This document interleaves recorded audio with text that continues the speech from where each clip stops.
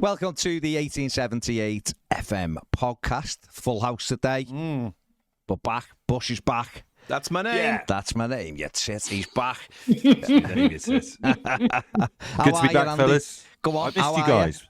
Yeah, I'm good. I missed you guys. You all right? You behaved yourselves when I was away?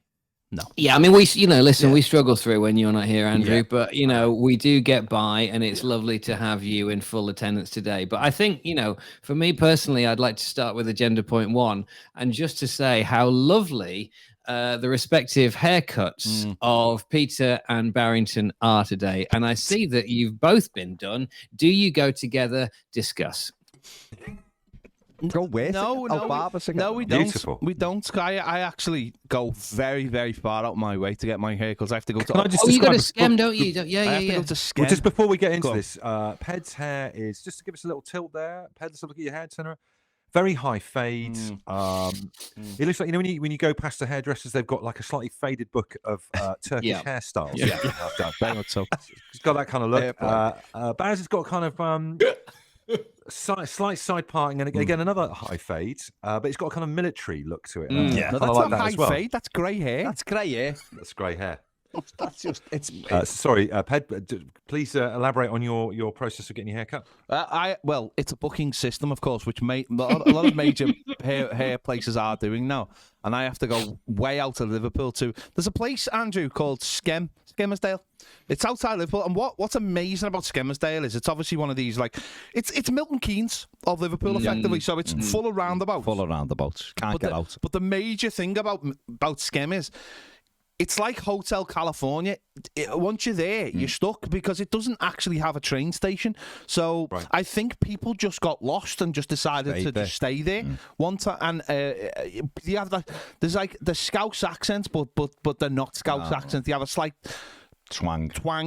And when they say they're going to town, it's probably Ormskirk. Yeah, which is really worrying. How did you end up having your hairdresser there, though? How did that begin? So basically, there's a barber in Liverpool who used to go by the name of Cutthroat Pete till he lost it in the divorce, and true story. Your bodybuilder, and he's big Evertonian, good, like, cuts Wayne Rooney's hair, cuts Ross Barkley's hair, cuts John Stones. He cuts loads of players. All the greats. Honestly, I'll go into it off air.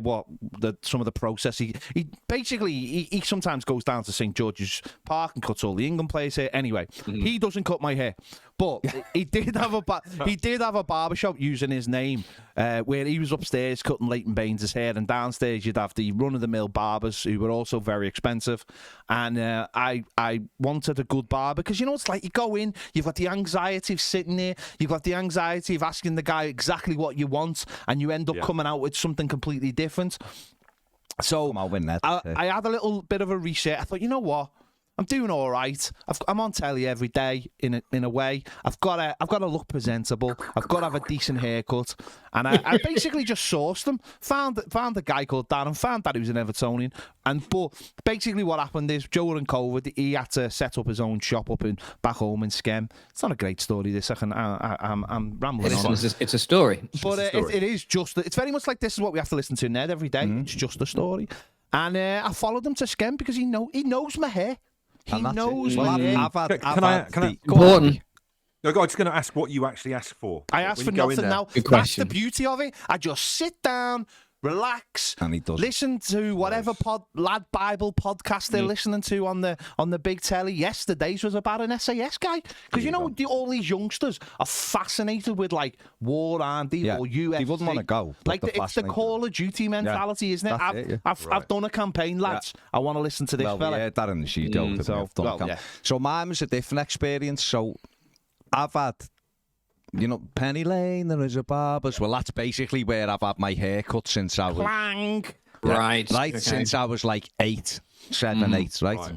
And the barber's moved on, but I've had a girl who's cut my hair for about 25 years. So I'm in the same thing. Go into Adele, sit down, don't have to say a word, he just does it, blah, blah, blah. They just know. Fade to grey. But the problem is, exactly. The problem is, she's left the shop. So she's gone to another place and she's only there 2 days a week, whatever. She's only there on a Monday and Tuesday, and Zach, obviously, Zach comes with me. So Zach come in last week. That's your son, isn't he? That's my son, my 12-year-old. With your family setup, yeah. That's the one, sorry, yeah. And Ped will be a witness to this. His hair was shocking last week, wasn't it? Yeah, yeah. There's many things I could say, but I won't say them. So he needed a haircut, I think, is the best thing to say, isn't it? That's true. And he was like, Dad, and so last week... Early take that. It was early take that. Okay, Mark Owen. Mark Owen, full across down. Yeah. He was about... He was just a little bit shy of Gary... No, not Gary Newman. The one out of... Thingy. Gary Barlow? No, the one who... Even earlier than the 80s. The one who had the Human League. Him. Phil Oakey. Phil Oakey. Yeah, not a Gary at all. Electric Dream. Phil Oakey coming. Anyway. Not by his choice, just by the fact Brother, of course, Carrie.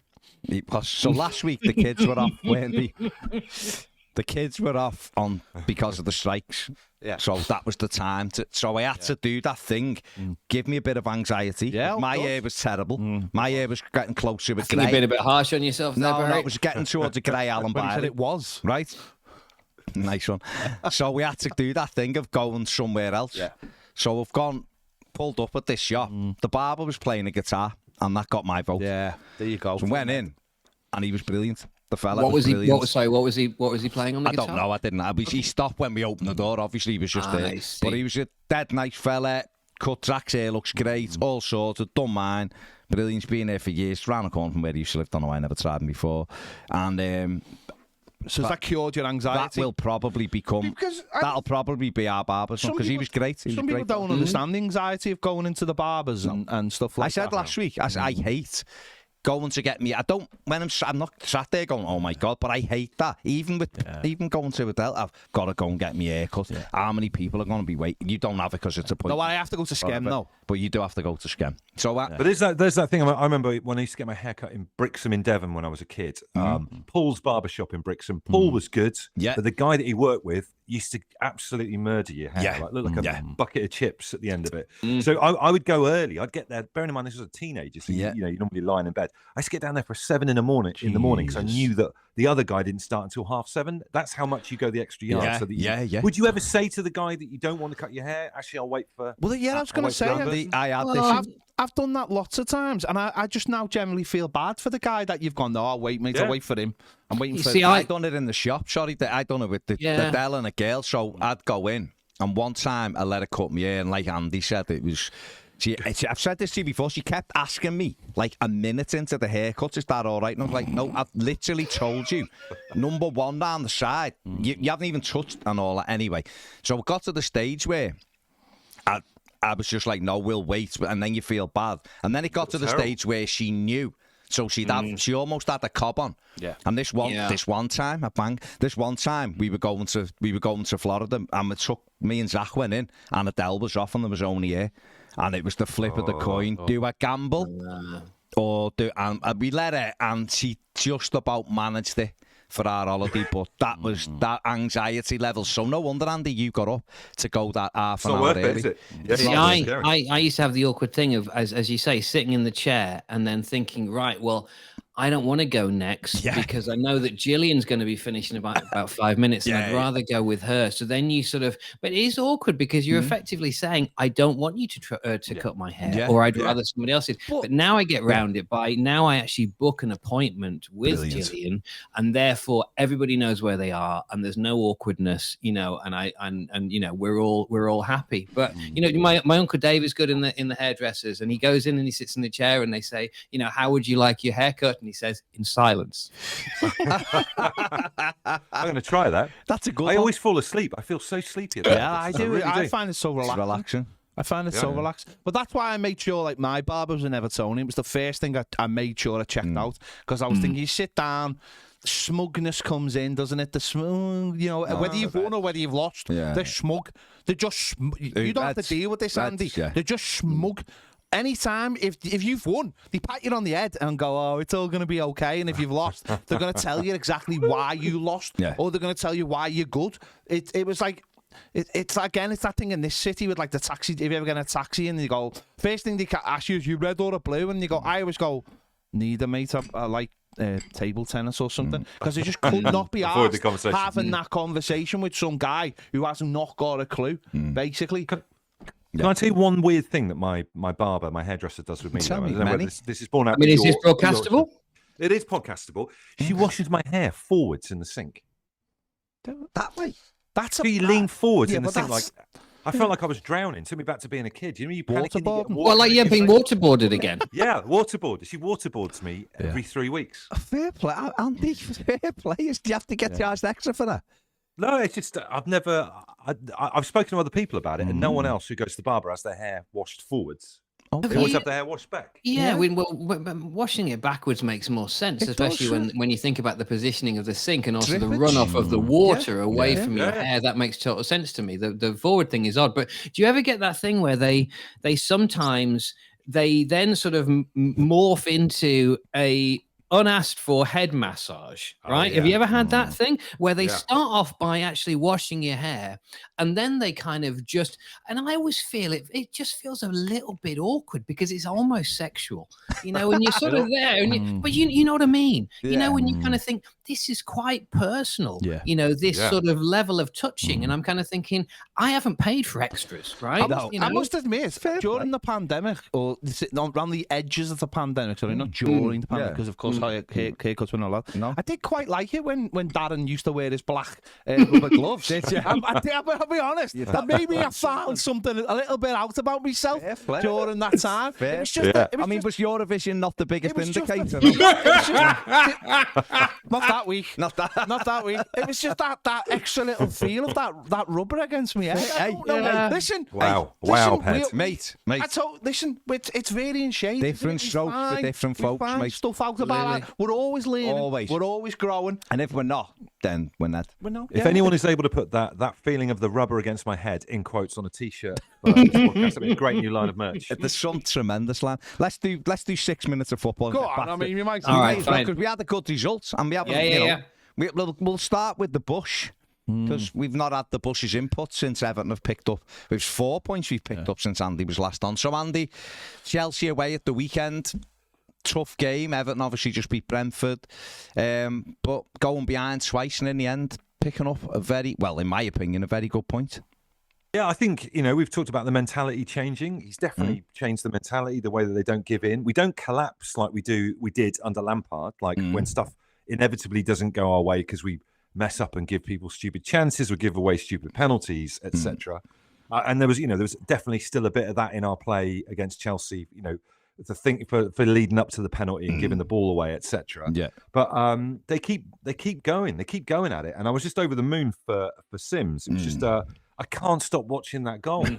The way he went past the defender, it just absolutely turned him over. It was I've not seen an Everton player do that for a hell of a long time, and it was just fantastic to see. So, yeah, I mean, my dad sent me a screenshot the other day. I don't know if you've seen this, the league table since Deitch took over, and we're like 7th or 6th. Yeah. So you can't argue with it. And as of this morning's recording, Palace have put Roy Hodgson back in. That I feel like a few things are going our way. Do you know what I mean? And we just got to keep on going. We've got some tough fixtures coming up, but it was hugely encouraging over the weekend. It really was.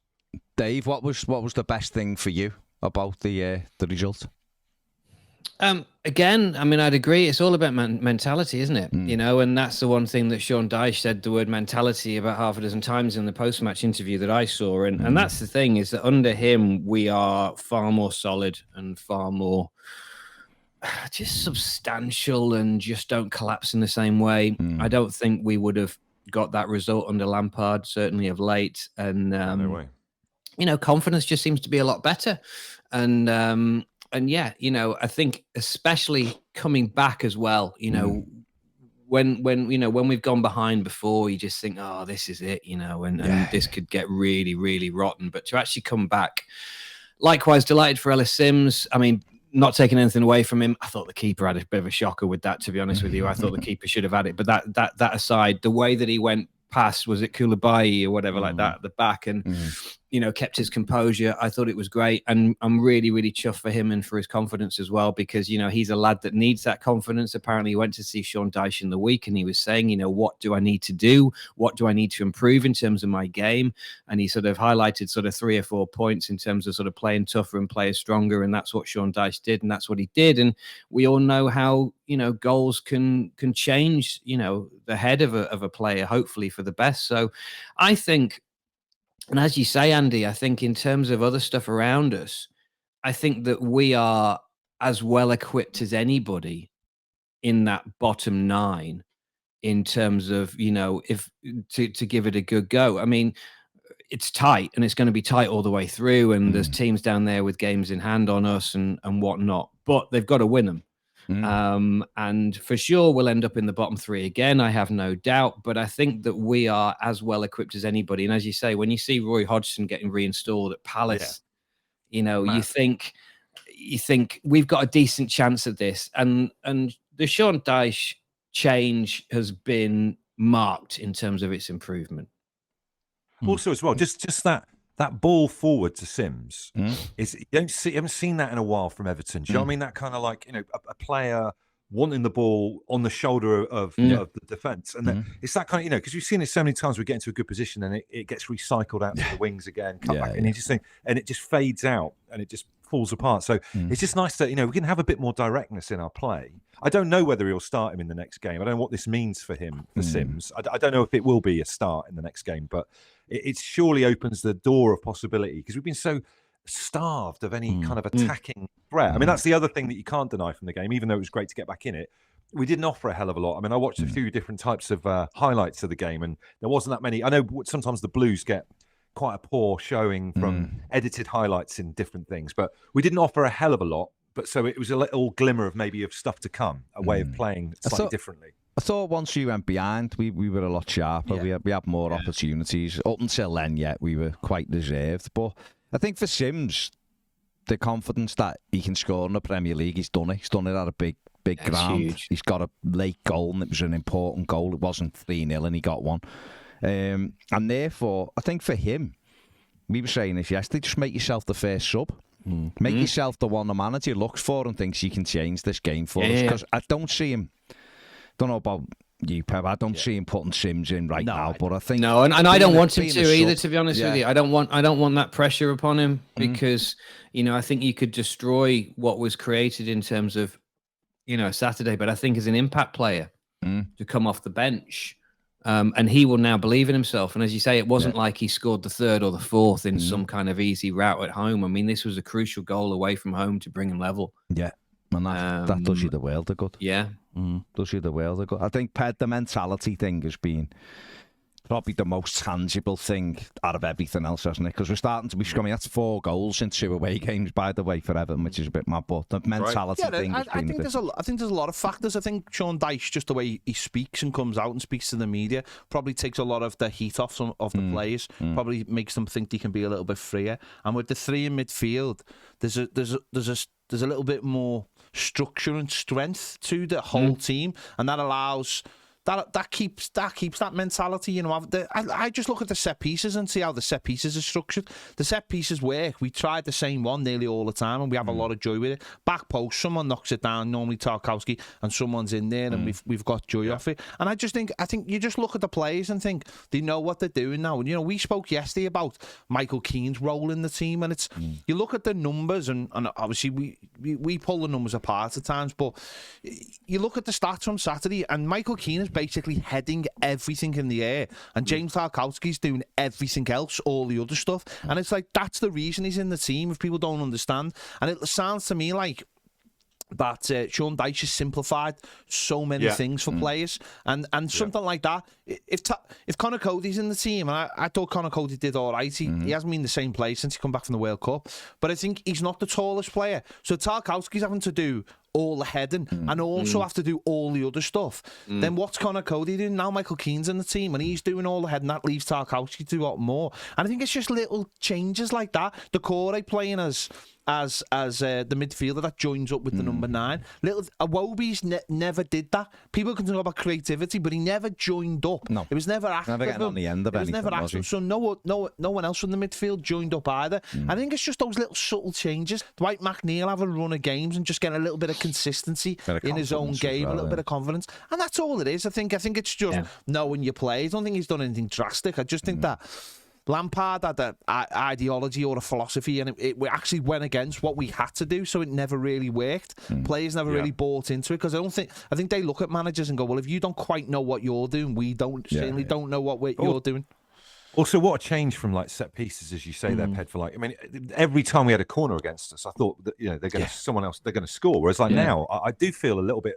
I feel confident with us defending corners. I feel that we might score every time we put a ball in the box. It certainly felt like that in the Chelsea game. We got one that way and could have had another. You know what I mean? You hear the commentary team saying, things like Everton are exceptional off corners. You hear other managers, they're brilliant off corners. You're seeing it now with, like you say, Andy, they had 4 corners in injury time the other day, and the Evertonian in you thinks they're going to score this because we've equalised. But when you actually look at it, it's not even if anything's close. It's just we're winning the header and it's skidding out for the corner on the other side. So, in general, and I know, listen, we scored the last 2 goals of Frank Lampard's reign with corners, so it isn't all just since Dyche come in, but since Dyche has come in, it's obviously got even better than it was. And it's just another weapon, isn't it, Dave? If you can't score from creativity, having that option from a set piece is important. I think so, and also, as you were saying before about Decore and coming back to what we know is his best quality, I think, in being that box-to-box midfielder that we saw glimpses of before when he first arrived, but then he lost his way, and now I think under Dyche and with sort of redeploying him and obviously giving him that confidence, it's like having a new player, and also with Keane as well. I mean, we said this before. It's no surprise that Dyche had decided to, trust in players that he knows well from before. And in Tarkowski and also in Keane, he's got that 2 ex-players of his. McNeil as well. He's given newfound confidence to. So it is like having a couple of new players, and I think it's refreshed things and it's just shored things up a little bit. But yeah, again, we go back to the same words: mentality, and it's confidence, and it's just not collapsing. And he's made a huge difference. And the other thing as well, we're not part of the lad Bible football take the piss patter carousel anymore. I mean, Ped was saying about Dyche has just kind of closed down the fire on everything. He's just put everything out and got it calm, even keel. We're just carefully charting our way out of this shit situation, and we're not like. I feel like there's less memes, Everton memes, or Everton jokes doing right. We're going under the headlines again. Whereas I felt like with Frank Lampard, we were just this kind of like horror show all the way through, and people were taking the mickey out of us. Where I don't know, it's different now. We're not headline. I think as well. I think from Dyche's point of view, and I haven't heard him say this, and he wouldn't say it necessarily, but I always felt that when he came into Everton and he obviously saw the position that they were in, I think he took one look at the squad, and I think he sort of thought, do you know what? These aren't, they've got some decent players there. And in fact, certainly this is a better squad that he ever had at Burnley. Absolutely. Yeah. And I think that's, when you look at it, and that's the way that I think he's seen it in terms of the fact that he operated for a long time. Didn't we? We said when he come in, this squad isn't as bad as it's showing. It just wasn't. Absolutely. You look at the players in it. Yeah, the short up front, we know that. We know, you can't take that away. Some other squads below us have got better forward players. We know that. But then you're doing the defence we've got and the goalkeeper. You're doing the midfield players. We've got a disservice by going, these are terrible. Because they're not. But they were looking bad because there was, like Ped said before, there was no belief in anything they were doing. And Andy, just on your point, the difference between the two, if Everton stay up, and stay up, however it happens, whether he beat Bournemouth on the last day to stay up or whether it's done a couple of games before. If Everton lost the first couple of games of next season, I don't think people would be saying straight away Sean Dyche's favourite for the sack. Whereas this summer, Frank Lampard was favourite for the sack before the ball had even been kicked. He said himself. Yeah. People that see him, I was like in the bottom 2 managers, the first managers to be sacked. I'm not convinced that same narrative will be around Sean Dyche. Sean Dyche is a good manager. No, but that's what I'm saying. The difference is, so I think sometimes it removes that. Sometimes things get said about like not just this football club, that other football clubs that you don't quite see when you're too close to, because you have you favour a person or you're just too close to it. Breathing it, people from the outside will look at a situation and go, that looks terrible, and we don't always take it on board. And I think that was the case with Frank Lampard. I think too many people bought into it. I'm not quite sure. I still see people going, I love Frank. I have no idea why they do it. I think they liked the PR Frank Lampard and his name. Well, fair enough. I think that's what I it is. Managers who actually win games. No, that's what I mean. If you actually distill it down, yeah, but that was the same with. We said it a million times. We're saying Sam Allardyce. If you go and look at Sam Allardyce's record, it's actually quite good as Everton manager. Yeah, nobody liked him. Nobody really wanted him. Some will, because some will have gone, well, all right. Well, you're right, though. That is the power of PR, isn't it? That's what PR is. The power of PR. Marco Silva was actually a very good coach. Stuff. Well, exactly. Roy Hodgson's got a better chance to keep Crystal Palace with than Vieira did. He probably has, just because he'll organise them for a start. They won't do anything. They won't be trying to play out from the back and all that with Hodgson. It'll just be get organised for in football, don't we? We see the power of media. We see the power of pushing people into getting jobs. We see the power. We seen it when we got Frank, when the other fella rung up Sky and had a little bit of a cry live on TV. It destroyed the whole thing for him. So, yeah. Speaking of the power of Sorry, power of media. Yeah. Oh, sorry, just saying, speaking of the power of media, I just want to give a shout out to an Evertonian called Wayne Brown, who has been tweeting Dan Juma after every single game where he's been sat on his arse on the bench. His last one was saying, "How's it going, Dan Juma? Another busy weekend, was it?" Oh, great. Don't. We have got to play them in 2 weeks. Yeah, and also, by the way, is I don't think Conte's going to be there on the other side of the bloody international break, which pisses me off. We could really do with him being there, because they're a mess under him. But he's trying to get himself sacked, isn't he? He's just trying to get himself sacked. Do you know what? They're gonna have a new manager just for that bloody game against us on the 3rd. But Dave, it's right, without being disrespectful to Ryan Mason, it's Ryan Mason who has took the job. No. I'm not even talking about Everton's game against Spurs, right? I'm not even talking about that. I'm just saying, from their perspective, you've got Antonio Conte, and the next minute you've got Ryan Mason. Right. At a time when they're going for the Champions League place, it's mad. Conte flew home yesterday, and I'm not being weird while I say this, but once again, it was the thing of a person in football going home via EasyJet. And fair play to I know. I just direct flight. Wouldn't you just think though, like, someone with that? I mean, if you've got the power, we've talked about haircuts before. If you've got the power to summon up that hair from nowhere, surely you've got the power to just jump on a private jet. And go home. You might like the EasyJet. No, I hope. Did you track him on Flight Radar? I did not. I wish I had. No. To be fair, EasyJet. I do love me. Doesn't have to. Also, bearing in mind, did I get this right? Did I hear over the last couple of days about his salary? Is it 15 million a year? Yeah, exactly. He's on an EasyJet. Yeah. God. And you would think that 15 million. I mean, that's a punchy salary by any comparison in the top. The highest flight. paid in the top flight, isn't he? 15 million per year. You would imagine that you can go business on BA. I reckon, for that kind of money. He might have listened. He might have wanted to be man of the people. We once saw Marco Silva with the leather cap on. That was a statement, though. Like, I'm on an EasyJet with my laptop out, and I'm here for everyone to see. I'm of course. We did see. Tell you what, nothing Antonio Conte does is to try and keep his head down. Like Andy said before, he's managing his escape from even with what's on his head. Yeah. But he will have speedy boarding, won't he? And he'll swagger in like a complete Conte at the end, just before the flight goes. Is there anything? We're talking about Ned not being a Conte at the start. Is there anything more ridiculous though than speedy boarding? I like speedy boarding. I know. Well, you would.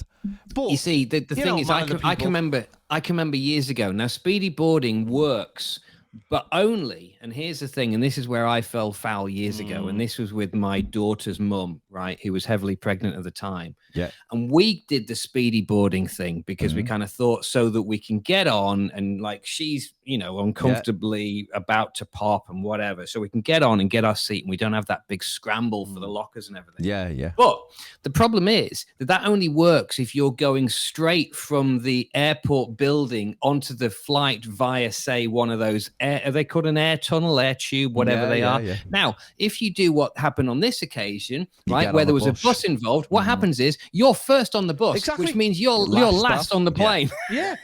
So we had a priority onto the bus, got a seat on the bus, everybody else piles on, and they're all literally squashed against the door like this. The door's open, everybody legs it up the thing, which meant that we were literally the last people on the plane. You had late Shouldn't boarding? it be speedy deboarding? That is better. Wouldn't that be better? Like disembarkment, I think it's called disembarkment. No, you disembark from the aircraft. Deboarding is much better word. To quote, No, but when you get on a plane, missus is terrible for this. When you go to get, she's like edging foot. Where you going? Yeah, the plane's not going without us. Well, it might. I mean, but the bags are on. There's a big queue. Why are you joining the queue? You could sit there. Because you might just want to get on and sit down. But I don't. You've got a seat. I'm with you. It's the ones who flap to get off, and I just think you're flapping to get off, but you know that, like, especially if it's a bus, you're flapping to get off to stand on the bus because you. I get that. I just don't get this though. Of like, and that's why speedy boarding to me is just nonsense. You're paying to basically either get on a bus first or sit on a plane for ages. I don't get it. I just don't get it. But I remember my dad used to make us stay sat down until everyone had got off the plane. Then we could get off at the end. I used to hate that. It's always stayed with me, that. Why do we have to wait until everyone else gets off? Do you know what I mean? Fair play. I'll be honest, when we were in America, there was a girl sat next to Ned and the guy we went with, Cam. She wished she had speedy deboarding. Yeah. About 5 minutes after we left Minnesota, she wished she deboarded because I had to tell them off first. I had to tell 2 young men off for the language they were using. Effing and jeffing next to some American girl. And I spoke to her in the airport and she was like, oh, they were fine. I was thinking they weren't fine, kid, because they were making my toes curl. There you go. That's after I've been touched. No, let's not go there. Let's not go there. Let's save that for another one. Moving on, that's footy. Everton done well. Brilliant game. No game this weekend, but we're brilliant for 13 more days till we play again. Yeah. There was a question from 2 weeks ago from Astro, actually. Oh, yeah. And I forgot to ask it. And it was on about conspiracy. It was a bit conspiracy-ish. But what he asked, and I want to go to the two gentlemen first before we have our say. Bigfoot. You talking about us, by the way? You two, yeah. Right. Go on, you two. Bigfoot, right? Or what is it, Sasquatch or whatever they call him, right? Is he a myth? Or is he just the champion hide-and-seek person? So, one of you can start on what your belief is with the Bigfoot. Andrew, do you want to go first, or do you want me to go? Dave, I'd love to know your view on Bigfoot. Right. Okay. I mean, things that you never thought that you'd say. Yeah. My thoughts on Bigfoot, also known as the Yeti. Is that correct? Probably. Yes. And there is another word beginning with an S. Sasquatch, just said it. Sasquatch. You sort of said it, but I wasn't convinced that it was correct. He was sneezing. I wasn't convinced either, to be fair. Okay. But anyway, whatever it is, do I believe it's true? Yeah. No, I don't, because I can't believe that somewhere in the snow-capped mountains is a large, hairy, man-like being who just sort of wanders around. And also, by the way, are we saying that this is just one big, hairy guy? Or are there lots of big, hairy guys in most kind of ski-type alpine environments? Is that what we're saying? Are there lots of them around there? I don't think so. And I think that anybody that may have seen Bigfoot markings in the snow, presumably, and I haven't, I can honestly say, is probably been the subject of a hoax where somebody has gone out with a pair of size 14 wellies and has put them in there to facilitate this conversation. Andrew. Yeah, I mean, I believe it. I think there are. Why do monkeys just stop and then there's us starting? There's no middle ground. Why is there? Do you know what I mean? Like, there's got to be. Why is PG Tips adverts and stuff like that the absolute limit? then there's a bit of a gap, and then you've got us lot. Surely there's a bit of like in between, upright walking, no photos, please, and think, right, I'm sick of this. Let's go and live up in the live in the snowy mountain for a bit and get away from it all. Do you know what I mean? Yeah. In Oregon, Bigfoot is a large and mysterious humanoid creature perpetrated to inhabit the wild and forested areas of Oregon and the west coast of North America. It's also known as Sasquatch. Sasquatch. Scatman. Like, it's a bit like Rafa saying squad. Sad Yeah, squad. but is this like a race of people or just the odd one? No, I don't think it's one. There's got to be more. Bigfoot, innit? It was, I mean, in 1958, woods workers east and west of Cascade Mountains began to report seeing creatures and discovering their immense tracks along logging roads, enhancing the public recognition of the Bigfoot name. So essentially, it's a community that lives in the forest, big fellas. America's a big place, though, isn't it? And, Well, you've seen the movie Deliverance. You know what goes on up in those mountains. You know what I mean? All I've sorts. also seen Do you know what I mean? Bigfoot and the Hendersons. yeah, Bigfoot and Henderson's is a better representation It's a better, I than think so, Deliverance. than I've got to be said, it's a better and it's a more family friendly. I wouldn't send anyone out to watch Deliverance. No. Why not? Why not? A soft introduction. Because America is a big place, and those woods are vast. They're vast. They're big. And these things have been living in them for a while, if they are real. So if there was people, going on their land, they'd know all the best hiding spots, wouldn't they? And they would be... Also, it's like Loch Ness, though. Do you guys believe in the Loch Ness monster? No, I think it's bollocks. I believe They didn't that- dress it up, did he? I believe No, that it's a there's load of something in bollocks. There's something in there. No, I don't think it's a there's anything deep in lock. it now. I think there was something in there, and as time's gone by, things have the story continued, and that might be the case with this. There was a story. Good tourism, though, isn't it? It is. There was a really sad story over the weekend of a guy who played for St. Helens Rugby League, and he just hear me out, and he moved to America, and he went missing, and he found his body over the weekend. 18 months he'd been missing. Oh, yeah. And he found him in the woods. So 18 months lost in the woods. Yeah, that shows that's you how vast the woods are, how vast the. So I do believe there could be something out there, or it could just be a really hairy, smelly man going for a big walk, Big. with no shoes on, and But that's classic Astro, though, because that's a very American thing, Bigfoot, isn't it? It's something that's not really part of our... It was just a fact he threw in that, or the hide-and-seek champion. And I think he is the hide-and-seek champion, isn't he? I mean... over in like the Himalayas, they have Yetis, don't they? Which is a similar version of it. So they like distant Isn't that just cousins. like elevator and lift, though? They're just the same thing, aren't they? What I'm saying, So- they live somewhere else, or are they distant cousins? Is there So any way you to keep saying in with- touch? I don't know. The hide and seek thing. Are you saying it's a little bit like, remember there's those Japanese soldiers in some of the islands that didn't realise World War II was over? Yeah. He's still playing hide and seek. He Yeah. doesn't realise the game's I coming. mean, I think some of them would refer to it as being more serious an issue than hide and seek. Yeah, of but course, yeah, I but, mean, you in know, theory, I'm I think with the you. theory of what Andy's saying is that, the Single-minded devotion to winning. Yeah. You know, Yeah. I can't Yeah. you. Yeah. Watch this. The sad thing is, though, if they don't know the other side are not playing, Yeah. You're playing against You're yourself. playing against yourself, aren't you?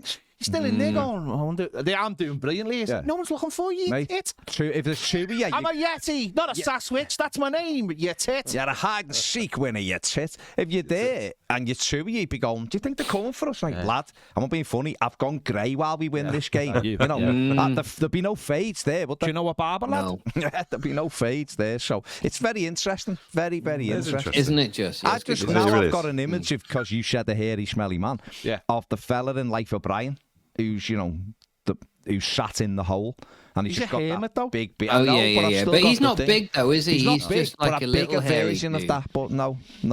Sure. I just wanted to get that reference in, even though it was nothing to do with it. So there you go. Very interesting. Very interesting. Andy, you missed my story last week just about I had a piece of metal found in my eye when I went to the optician. Oh, I didn't like this story. No, I'm not going to go back over it, but just because Andy had talked about aliens, you were focusing on inserting things up your bum. I think aliens took me and put something in my eye because there was a metal piece in my eye. ring in his eye. His So new there was a nickname rusty is ring in literally my eye. rusty ring. That's how they clocked it. I mean, that was and my- I had that to was go my and get nickname. Not to go back over it again. How did you get? Don't know. something metal in I your went eye? to an optician for a normal thing, scan behind the eyes, blah de blah, check all your eyes, whatever. And right at the end, I said last week, if you'd imagine like a loading screen, I was on like 98% of the visit done. Everything was great. Best eyes they've ever seen, although need glasses for reading. And then she just said, you have a piece of metal embedded in your eye, and it's going rusty. There's a rust ring. Wow. So there you go. you got someone else in, and basically the long and short of it was you need to go to accident and emergency immediately and have it removed. So I had to go and sit in the hospital for 3 hours till he Otherwise, you'd have become a brown-eyed boy, wouldn't you? I would have. The rusty ring would have gone bigger and bigger. Can I just? I'm going to drop a bit of knowledge on you, Ian. One that's going to shock you, Baz. To my conspiracy theories. Go on. Rolls-Royce they haven't gone the moon. They've received funding to build a nuclear reactor for a base on the moon. What are your thoughts on that, Baz? Well, that's great. With your rusty ring. They've got planning permission. They probably are going to go. They've got planning permission. Build and what happened if they built it without the planning permission? Well, they'd have to remove it. Fella with a clipboard. Mate, they'd have to remove it. Or do they have? Is it a little bit like when you have a conservatory or a garden shed where you're allowed to build something to a certain height before you get planning permission on the moon?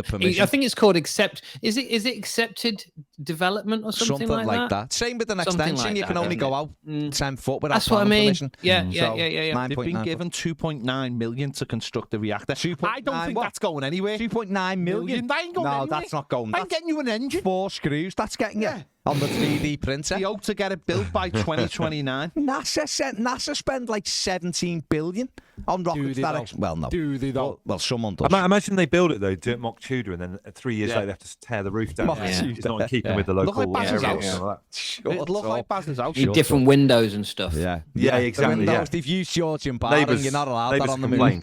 You're not allowed that on the moon. The glare. Julian Clark, who sent in some questions, says, "Hi guys." I mean, hi, Julian. This has stood out, this question to me. What is your favourite rule in football? Wasn't Julian Clark in the Mighty Boosh? Maybe. I haven't finished yet. Go on. Julian's favourite is the fact that corner kicks are awarded. And also, foam is used to mark 10 yards from distance. He thinks that's a great recent addition. So, I mean, what is your favourite rule in football? I'll tell you something that was interesting. What Newcastle did with the penalty. They made Trippier look like he was going to play it. He was going to be the one taking the penalty. And then Isak, who'd been terrible up until this point, then just stepped in, took the penalty and scored. So it's almost like Trippier took all the heat. But apparently, until you place whoever places the ball down is the one who then has to take the penalty. So if you don't place the ball down, anything's still up for grabs, which I think is quite interesting. Is that a rule? Is that a rule that whoever places it down has to take the penalty? That's what I heard. That's what I heard. It might be if you put it down until you have a If spat. you put it down, then maybe you've got to take it. I don't know. So that is your favourite rule in football, Andy? Because that's what I'm asking you. Even though it's quite a grey area, though, isn't it? My favourite rule is essentially a grey area. It is, but that's fine. If that's if that's your favourite rule, that's fine. Dave, do you have a favourite rule in football? Do you know? I mean, it's something that I've never ever thought about before. Now is the honest truth. Okay. Same with the existence of the Yeti or the Sasquatch or whatever it is. But I would say that my favourite rule is probably, and it's an obvious one, but it's probably the offside rule, because I think that when they were developing the rules of association football many, many, many years ago, I think to actually come up with that, which is it's quite a complex situation when you think about it, the offside thing, and there's all those jokes about explaining it to your wife and stuff like that, with the queue at Devon. I can explain it to the VAR officials, but carry on. Yeah. But I think that to actually come up with that, which is such an integral part of the game, I think was actually quite clever. And so therefore, if I had to choose a favourite rule, it would be that. Okay. Pat, do you think back then when they were inventing the offside rule, they think that in the future we'll be talking about phases, different phases of play? No, never. No, and neither would artificial intelligence. I'm not sure on the rule. I think if nothing else, this question proves we do zero prep for this podcast, though. No, I think that's been evident since episode 2, though, hasn't it? I put out questions for the 1878, so you might not do any prep. You three certainly don't. We've all been caught. My favourite rule. No, well, the question caught me short. Really, my favourite rule is half time. That's not a rule, is it? That's just a thing. It's an agreement. It's part of the rules. An agreement. It's not a rule. You can't rule, Baz. I'm not having that as a rule. I can assure you, you cannot play the full game without having a break. It's a rule. I think you'll find it's a rule. Right. Have you got a favourite rule, yes or no? No. Okay, my favourite rule I love it when they fall out. Isn't it, Bush? Isn't it like sort of sitting there? You know, when you're a kid, when your mum and dad have had a bit of a Barney in the car on a long journey, and they're not really talking to each other, and they're being really short and snide with each other. It's like that. I'm just trying using to their full first names. It's because I don't know what Peter's going to say now. Well, I said go to that. I said go left. A favourite rule. You know what? I don't really know. I'm trying to think off the top of my head. Ned's favourite rule is getting booked for taking the shirt off. That's not a good rule, though, is it? That's Ned's favourite. No, I don't know about a favourite rule. Okay, that's fine. But you know one rule I would like to change? Go on. So when the ball gets put down for a corner, I think the game should be live. Yeah, you've said this. Let me just say this, because you've said this, it would stop all that arsing about in the penalty box when they're all jostling and the ref has to go over and tell them all off one by one. When he puts it down, no one can go over anyway because it's 10 yards. So long as they don't time waste, then make the game live, and if anyone fouls anyone, give a penalty. I like the way they go over, tell them to stop doing it. Then he walks away, they carry on, then they take the corner. So it means nothing. Wait. Also, one other thing. Maybe it's time to get rid of the D. Anyone else sick of the D? What's the point? What's the point of bloody D? What does the D do? Is so that everybody's 12 yards from the penalty. Everyone's equal distance from the penalty spot all the way around. Nonsense. That's the point of it. I didn't say it was good. I just give you the point. You asked. Just making more work for the ground. Is that a rule or is that a structure? I think that's a rule, Dave. It's a rule. Right. That's it. Conrad Cole says favourite TV show that was cancelled without a proper ending. Now let me go in fair. This isn't being cancelled, but I watched Better on the iPlayer, which was really good. Really. The ending was pathetic. And it ruined it for me, so there you go. Because I was going to say to you last week, get on to Better. It's quite good. It's on the iPlayer. I mean, it's a strong title. It's a confident title, isn't it? Being confident. Called Better. It's got good people in it, but the ending at the ending was poor. But is there any of what was your favourite one that was cancelled and you thought they finished that and they haven't even ended it, or there's a few actually. Ending? So recently. Recently, we had Westworld recently. Oh, yeah. Set up for a 5th season. Yeah. It's not everyone's favourite show, and then they cancelled it because it's just too expensive to make, which annoyed me. And then there was another show a while ago called Invasion, which was about aliens coming down, and almost like a body snatchers thing. And it finished on a massive cliffhanger, and they cancelled it. And it was like one of the main characters was dying, and what happened if you put him in the water and the aliens were in there, and the aliens sort of did like a body snatcher thing, so it would have kept him up his ass. So it would it went straight up its arse and in its eye and massaged his head. Aliens, give it a booking for a haircut.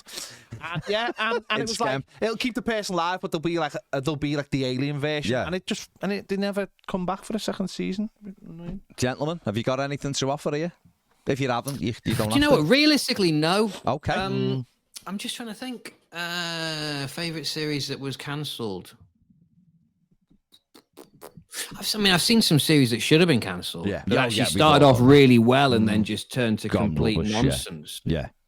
But no, I'm going to say no. Okay, fine. What about you, Mr. No as well. No. Okay, well, listen. Hey, final answer. Any radio shows that got cancelled that you really wish would have carried on? Well, I mean, I can't think of anything myself, Peter. Could you think there's a radio show that Bush Vitty? I don't know. I think Vitty's thrown in the towel. I do feel like he's thrown in the towel. I do feel like there could have been a partnership there for the 9:30 slot on Radio 2, but they never went for it. I would like to say publicly that I am still available for the right projects, as I have been since 2012, and yes, I await your correspondence, and you can contact me at Toffee TV via Barrington and Ped. Absolutely. You've had a job since 2012 in radio, though. Only one, and only briefly. It was a big job, though. It was a big job. It was a big job. Absolutely. And we're disappointed that it's changed, because obviously we got to see you a little bit more regularly. This is very true, and there was a lot of good to come from that. And I too am sad that it didn't work out. And then you just decided you like paddleboard. I don't think that was your fault, Dave. It wasn't your fault. No. Obviously. I mean, listen. At this moment in time, I would like to offer no further comment.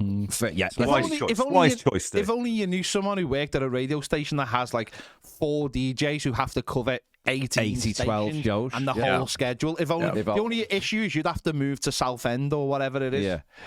Media Village. Media Village. What I want to say is, in our group, we were treated to Ped's dog with its barber jacket on. Yeah. This will be getting put in the video, so Not an issue. people will see it. So just first thing, what's the early take on the dog with the jacket? Loki wearing his barber jacket from you two gentlemen. We did speak about this the other week. What was your Well, you go reaction? first because I've just realised that even though I was part of this group, I didn't really look at this last night. So while you fill, I'm going to have a little look at this so that I can look like I was part of this conversation last night and not ignoring it. Okay. So my take on this is as follows. I think the world has gone dog mad. Something's happened where dogs are... There's something happened to dogs where they're almost like level pegging with human beings, and then people are giving them outfits. So, like, I don't know, a Ped might have his dog in dungarees next week or something like that. Only if he's painting the stairs. It should be called doggery, shouldn't they? Don't you think? Doggery. Sounds like an entirely different thing, Dave. Yeah, it does. So yeah, I'm not sure about the outfit unless it's one of those dogs that has got like a body warmth problem. Then you have to give it an outfit. No, Okay, they get wet, and when they get wet, they take a lot long. They can take ages to dry. So why not have a coat? No, they have rights. Dogs have rights. Okay, so that was the first point. Dave, you've had a chance to assess the attire of Loki. Yeah, I have, and I think I refer back to my thoughts of 3 or 4 weeks ago, where I just don't think the dogs need coats. To be honest with you, I think that they've coped admirably in all sorts of different kind of precipitation situations without a coat, and now why start? You know, I'm voting for no dog coats. Okay, so fair enough. Like, listen, everyone's entitled to it, and then what I would like to now direct you to is point 2, which is Loki gone out and got soaked because it's been we've had a lot of precipitation Like a over the soaky last Loki. few weeks. Soaky Loki. He's now donned his dressing gown. So we'll put the barber coat to one side. Ped's got that. It's in his cupboard. No one's taking it from him. What about the actual dressing gown? What's our take on that? To you again, Mr. Bush. The world's gone mad. The world's gone dog mad. It makes me worry for pets. Like what's going on in that house? Also, he's like a Imelda Marcos type character with chihuahuas. Chihuahuas. Let me just state actually, that's a spare dressing gown because his other one is purple and it's got like a little hoodie that can go over his head. I've seen one with the hoodie. You've shown me that. I need to go now to go. This is not a protest. Okay, maybe let's call it a protest. Ped dressing his dog up. Andy, let me just leave you. Let me just leave you with these words. All those from Toffee TV and everywhere else, these so-called Evertonians have really, really betrayed this football club. Really betrayed the club. Fair play. There you go. That's a good way to leave it. Mr. Bush, take care. What's that? Okay. Someone doing an impression of Bill. It's all good. It might be Bill Kenwright. It might not be. Could be anyone. Andy. Can't say. See you soon. Guys. Take care. We are going to finish. What a finale. Yeah, what a finale. What a way to leave it. I mean, leave them wanting more, I think. That's Bye now. Exactly. Take care, Andy. There you go. Dave, before we go, what's your feelings on the said dressing gown situation of Loki the dog, or dogs in general? Other dogs are available.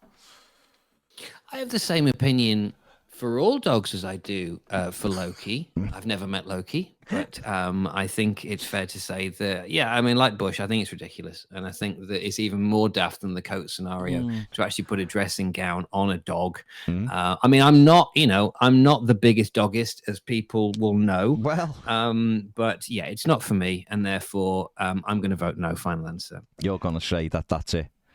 I mean, fair play. Right, the final question, then we're done. Go on then. I mean, it's about 8, but I'm just going to read this final one. I might keep others for next week. Glenn Watson says, what's your favourite cocktail, mocktail, or other drink?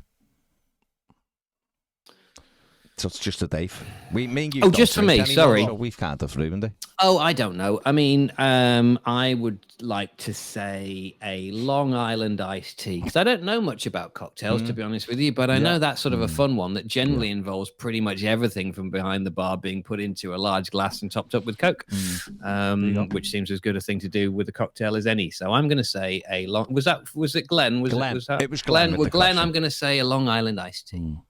I think if we can take one thing from this podcast, it is maybe we should do a bit of prep. Listen, anyone wants to bring anything to the podcast, and it's a fusion of anything. Of course. And Listen, it's that's real. where It's real. And I think that's important. And, and as you said, Ped, there's no doubting the fact that this is authentic and it is real, and there is no safety net. And what you hear is what you get. And it really is just like that. On that Tremendous bit of padding. That is, Dave knows. Hey, this is why he is available now. Is that why I'm available? Is that why I've been available? What I meant to say was this makes it difficult to understand why Dave hasn't been snapped up. I think Dave should have took over from Roger Phillips on Radio Merseyside. Absolutely. And I think he could have moved to our fair city. I think he could have been. He's got that silky could have been in the company of us a lot more. He would have a regular barber that he could trust. Exactly. I do think he does trust Gillian. You can paddleboard around the Albert Dock. I do. You can paddleboard all the way to the new stadium. He could. Yeah, no, this is true. But you're right. This maybe is why I've been largely available for 9.5 of the last 11 years. No, I don't know. I think you're top man. Right, we're gonna leave it there. Dave, brilliant as always. Have a good afternoon, mate. Take care. And you. See you later. We will catch you. Bye. See you later today. Thank you very much for watching, listening, wherever you are. Make sure you subscribe to Toffee TV, and we will be back next week with the 1878 FM podcast. See you later.